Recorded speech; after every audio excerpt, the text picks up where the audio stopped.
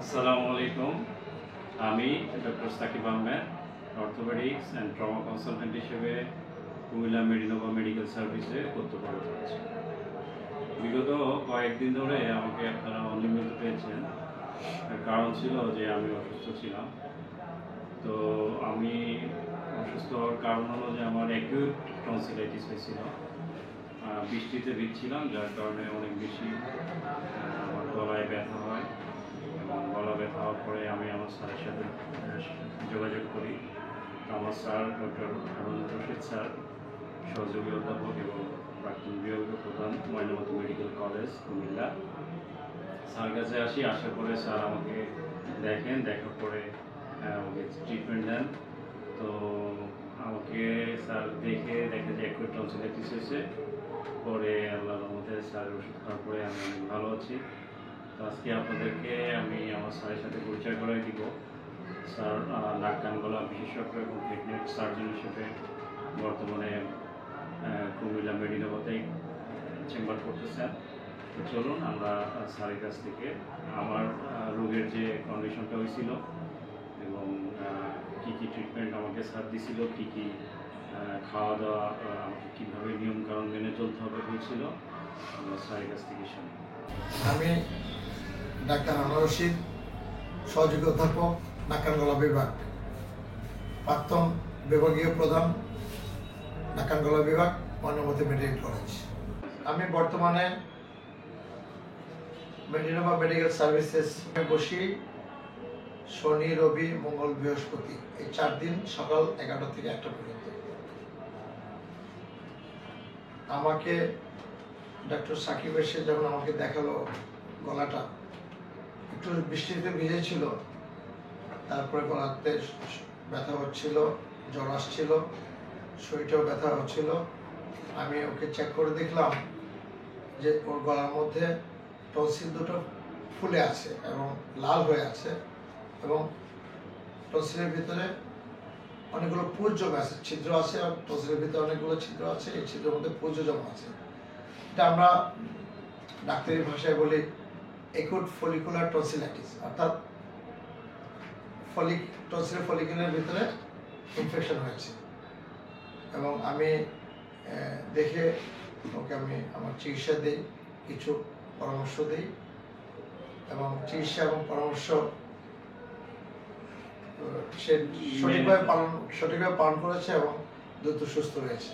এটা আমার একটা স্যার, আমি আপনার কাছে একটু রিকোয়েস্ট করবো যে আসলে আমরা যারা অনেকেরই বাচ্চাদের আছে না টনসিলাইটিসের প্রবলেম হয়, টনসিলাইটিসের প্রবলেম যাতে প্রিভেন্ট করা যায় এবং টনসিলাইটিস হয়ে যাওয়ার পরে আমাদের কি কি করণীয় আছে এগুলো যদি একটু বলতেন তাহলে আমার পেশেন্টরা উপকৃত হবে। ব্যাপারটা হচ্ছে যে টনসিলের সমস্যা সব বয়সের মানুষেরই হয়, তবে দেখা যাচ্ছে যে বাচ্চাদের একটু বেশি হয়, কারণ আমাদের সমাজে বাচ্চারা আইসক্রিম বেশি খায় স্কুল গেলে।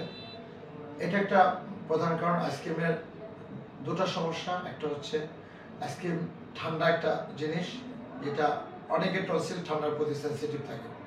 আর একটা আইসক্রিম যে বানায় সে পানিগুলোর মধ্যে জীবাণু থাকে, সেই জীবাণু থেকেও টনসিল ইনফেকশন হয়, টনসিলাইটিস হতে পারে।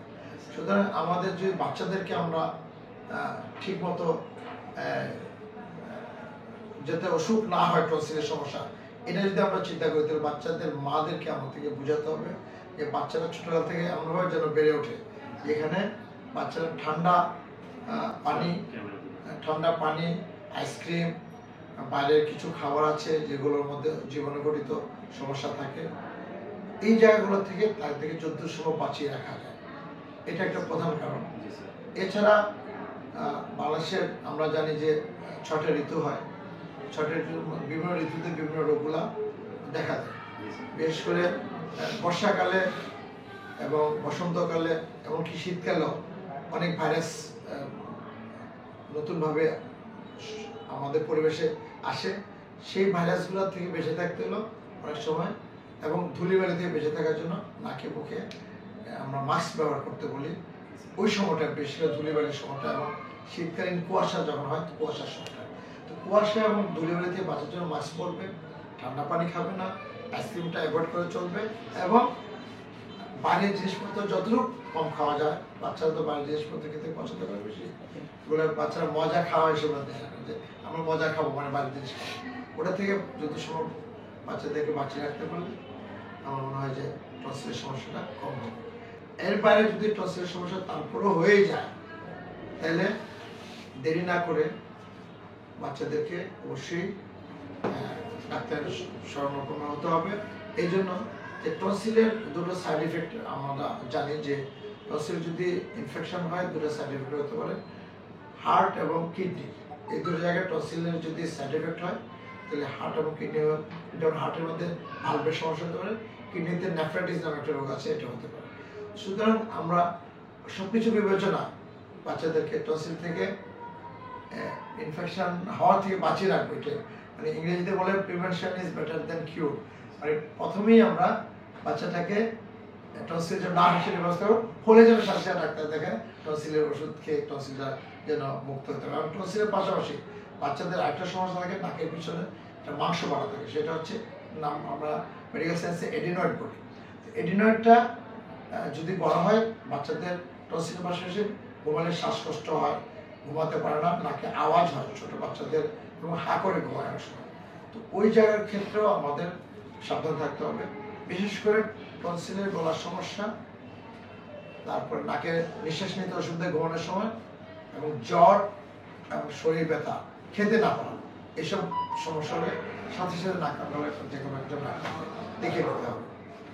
স্যার, আমার কিছু প্রশ্ন ছিল, যেমন আমি ওই দিন আপনাকে বলেছি, সেটা হলো যে টনসিলের যখন প্রবলেম হয় তখন আমরা এসি ঘরে থাকতে পারবো কিনা। অনেক মায়েরাই কিন্তু এসে জিজ্ঞাসা করবে আপনাদেরকে যে আমার বাচ্চা এসি রুমে থাকতে পারবে কিনা।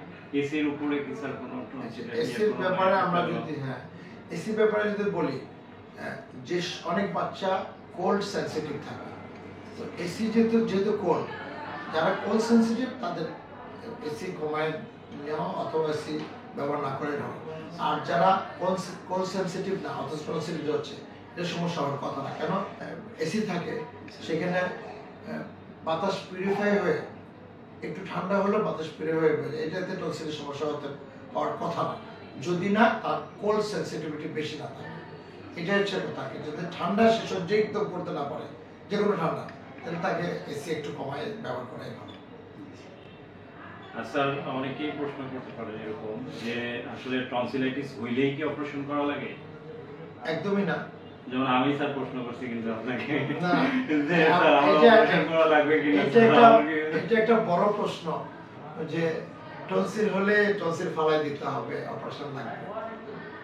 দেখা যাচ্ছে আমার দেখা মতে টনসিলের ইনফেকশনের ক্ষেত্রে 100 জনের মধ্যে 90 জনের অপারেশন লাগে না, মাত্র 10 জন লাগে। কাদের অপারেশন লাগে? যাদের বারবার ওষুধ খেতে হয়, কিছুদিন পর পর টনসিলের সমস্যা হয়, এবং রাত্রে ঘুমাইতে নাক বন্ধ হয়ে যায়, মুখ দিয়ে নিঃশ্বাস নেয় এবং আওয়াজ হয়, এবং তাদের এইসব বাচ্চাদের ক্ষেত্রে অক্সিজেন, ব্রেনের মধ্যে অক্সিজেন যায় কম, যেহেতু নাক বন্ধ থাকে, মুখও টনসিল দিয়ে বন্ধ থাকে, বাতাস খুব কম যায় ফুসফুসে, অক্সিজেন কম যায়। সেই জন্য মেধাভিত্তিক একটা সমস্যা বাচ্চাদের হতে পারে। এই জন্য বারবার টনসিল এবং এডিনয়েড বা টনসিলের সাথে সাথে ঘুমাতে সমস্যা হচ্ছে, এদের যদি হয় ওষুধের যদি না ধরে, আমরা অন্তত 3 মাস 4 মাস ওষুধ দিয়ে দেখি, তখন তাদের একটা অপারেশন আমরা চিন্তা করি।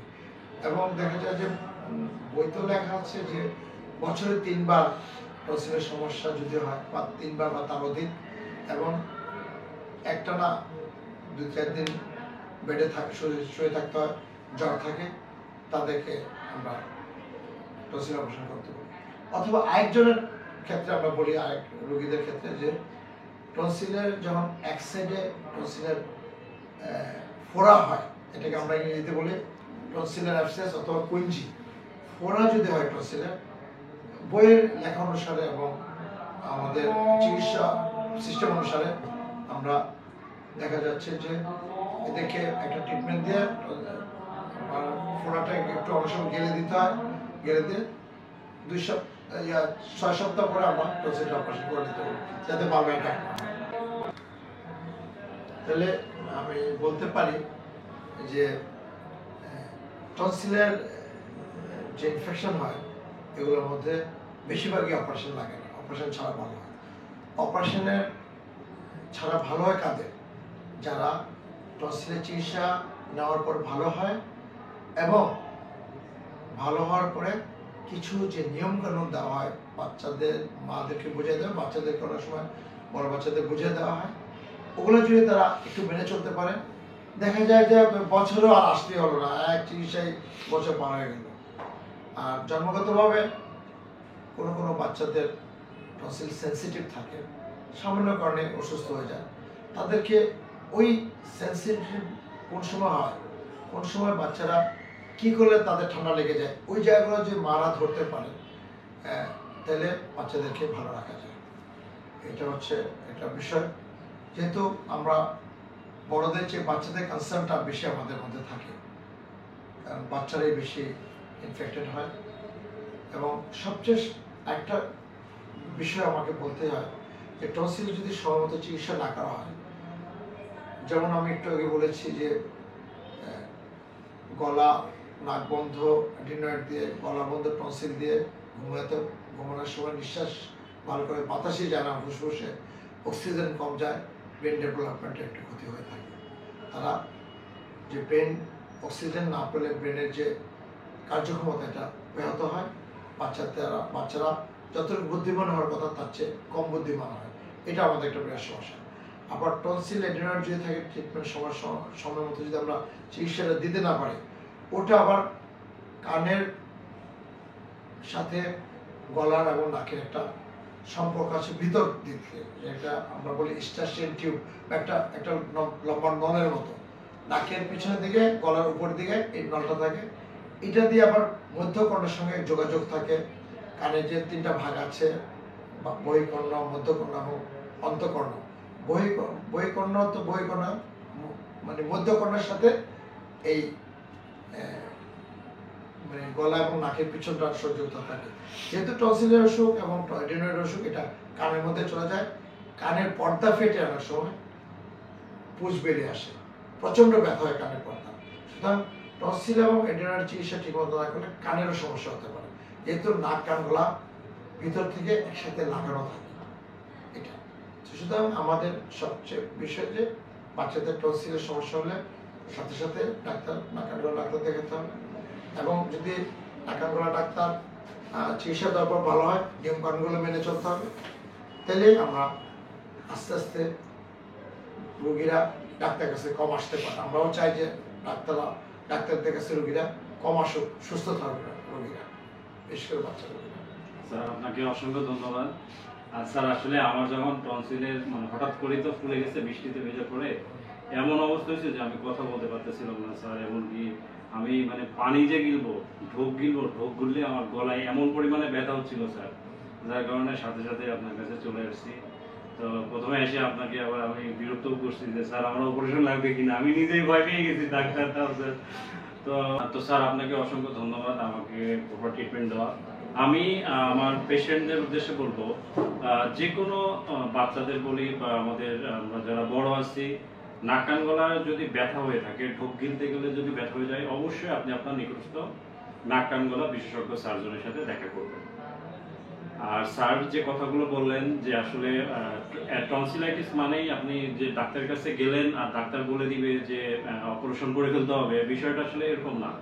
হ্যাঁ, যারা আনইথিক্যাল প্র্যাকটিস করে তাদের ক্ষেত্রে আলাদা, কিন্তু আমার স্যার উনি খুবই ভালো মানুষ। আপনারা কুমিল্লা মেডিনগরতে স্যারের কাছে আসতে পারেন নির্দ্বিধায়। তো সবাই ভালো থাকবেন, সুস্থ থাকবেন। আর সর্বোপরি আমি আমার স্যারকে অসংখ্য ধন্যবাদ দিব, কৃতজ্ঞতা জ্ঞাপন করব যে আমার যে গলার ব্যথা ছিল, একটু টনসিলাইটিস ছিল, আল্লাহর রহমতে আমি স্যারের চিকিৎসা পেয়ে ভালো হয়ে গেছি। তো সবাই ভালো থাকবেন, সুস্থ থাকবেন। স্যার থ্যাংক ইউ স্যার, আসসালামু আলাইকুম।